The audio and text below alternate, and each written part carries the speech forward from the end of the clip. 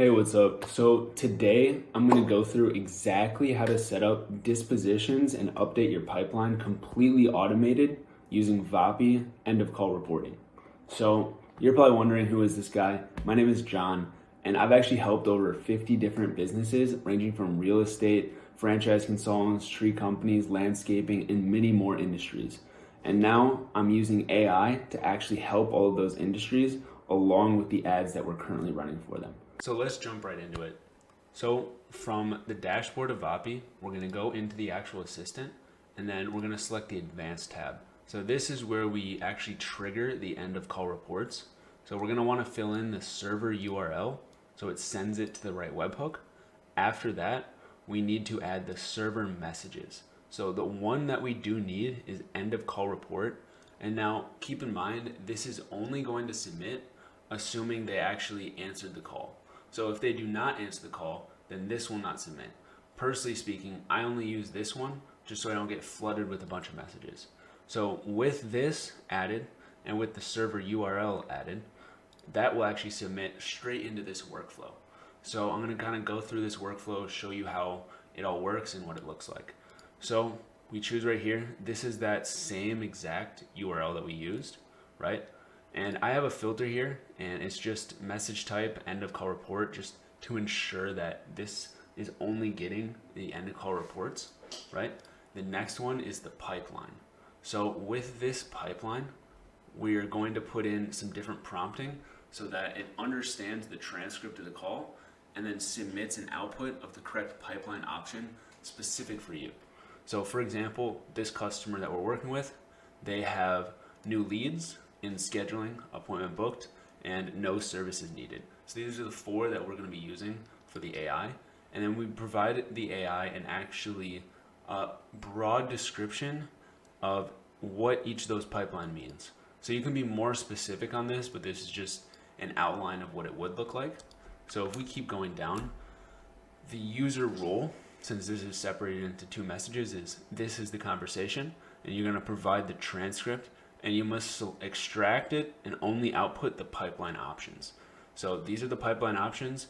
So what it's going to be doing is understanding the transcript of the call and then outputting just the pipeline that the contact deserves to be in.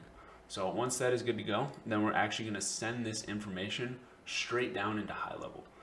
So we can do that using the pipeline, the value in there, the summary, of course, because we want the summary in HighLevel. We want the call recording in HighLevel, and we want the customer number so we can attach it to a contact. And you're going to make sure that the URL for this is a HighLevel URL. Make sure it's a post. And then once that gets submitted through, that goes straight into this workflow right here. So what this workflow is actually doing is it's collecting that webhook from the dispositions, right? Once that's collected, it's either creating or updating the contact. And then from there, we have an if-else statement on HighLevel that's going to decipher new leads, lost, in scheduling, all that information. So we could do inbound webhook trigger, and we want to do query, and then, for example, the pipeline, and then we're going to want to do contains, and we're just going to paste a new lead. So you're going to be doing this for all of the different examples. So query, pipeline, contains, and then we don't have lost in this scenario. What we have is no services needed, right? So we're going to use this one, copy that, and actually paste that into here. And the same thing goes for these other ones. So this one is in scheduling. So we can open this up, pipeline contains, and let's copy this in scheduling too. And then you're just going to be doing that for all of these other ones.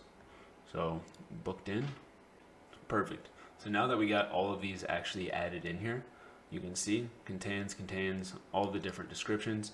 And if you want to add more, you would just essentially duplicate and create another branch, right? So I'm going to delete that, we don't need that. So save. And now you can see in here we have the 4 different options, and these are the opportunity updates.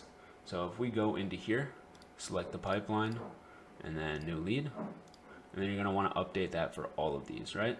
And then the notes, what we do is we put the summary of the call, which is the pipeline outcome, just so they don't have to read through the summary, read through the call recording. They just know the outcome of the call, right? And then if they want to read through the summary, get more information, they have the summary, and then they have the actual call recording too.